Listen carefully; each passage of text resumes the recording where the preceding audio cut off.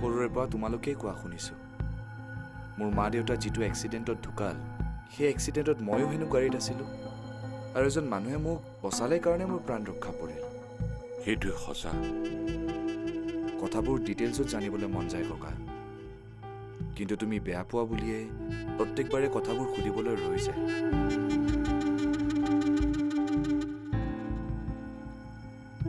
সেই এক্সিডেণ্টটোত তোক যিজন মানুহে বচালে তেওঁৰ নাম প্ৰকাশ প্ৰকাশ আৰু তোৰ দেউতাৰ একেখন স্কুলতে পঢ়িছিল প্ৰকাশৰ ঘৰুৱা অৱস্থা বেয়া কাৰণে উচ্চ শিক্ষা ল'ব নোৱাৰিলেও গাঁৱতে ইটো সিটো কাম কৰি চলি আছিল যেনে গাঁৱতে টিউশ্যন পঢ়োৱা কাৰোবাক প্ৰয়োজনত দৰখাস্ত এখন লিখি দিয়া এনেধৰণে আৰু শান্তনু গুজৰাটত পঢ়ি উভতি অহাৰ পাছত প্ৰকাশকো ইটো সিটো কামত সহায় হ'ব বুলি কৃষিৰ কামতে সুমুৱাই লৈছিল প্ৰকাশেও দেউতাৰক সকলো ফালৰ পৰা সহায় কৰিছিল একেবাৰে ছাঁৰ দৰে লাগি আছিল আৰু আমাৰ অতি বিশ্বাসী মানুহ হৈ উঠিছিল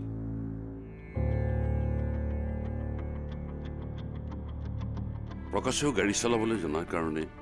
তোৰ দেউতাৰে নতুনকৈ কিনি অনা ভেনখন সিয়ে চলাই ইফালে সিফালে গৈছিল ঘটনাটোৰ দিনা মন্দিৰলৈ যাওঁতে প্ৰকাশেও দেউতাৰ মাৰক আৰু তোক লগত লৈ মন্দিৰলৈ গৈছিল মন্দিৰৰ পৰা উভতি আহোঁতে তোৰ দেউতাৰে প্ৰকাশে মনা কৰা স্বত্বেও জোৰকৈ গাড়ীখন চলাইছিল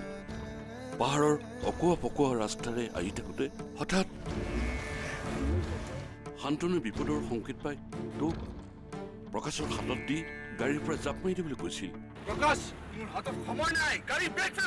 অমান্তি স্বত্বেও তোক বচাবৰ কাৰণে প্ৰকাশে গাড়ীৰ পৰা জাপ মাৰি দিলে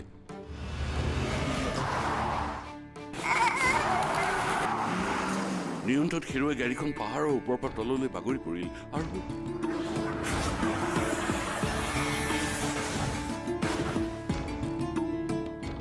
প্ৰকাশে তোক বচাইছিল ঠিকেই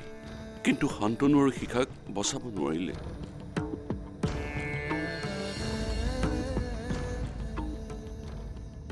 হ'ব দিয়া ককা তোমাক কথাটো সুধি দুখ দিয়াহে হ'ল একো নহয় দে সেইদিনা হয়তো প্ৰকাশে গাড়ীখন চলোৱা হ'লে এনেকুৱা এটা দিন চাবলগীয়া নহ'লহেঁতেন খন্তেকৰ ভোজ খাওঁতা নাই সকলো যেন নিমিষতে শেষ হৈ গ'ল এই ঘটনাটোত আৰু এটা পৰিয়াল ধ্বংস হৈ গ'ল আৰু এটা পৰিয়াল মাধৱ দত্তৰ পৰিয়ালটো পাহাৰৰ ওপৰৰ পৰা বাগৰি অহা গাড়ীখনে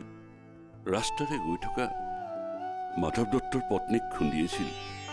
মানুহজনী থিতাতে নিহত হ'ল লগতে কণমানি ছোৱালীজনীও গুৰুত্বভাৱে আহত হ'ল মাধৱ দত্ত কোন ককা অথনি আমাৰ ঘৰলৈ অহা সেইজন মানুহেই মাধৱ দত্ত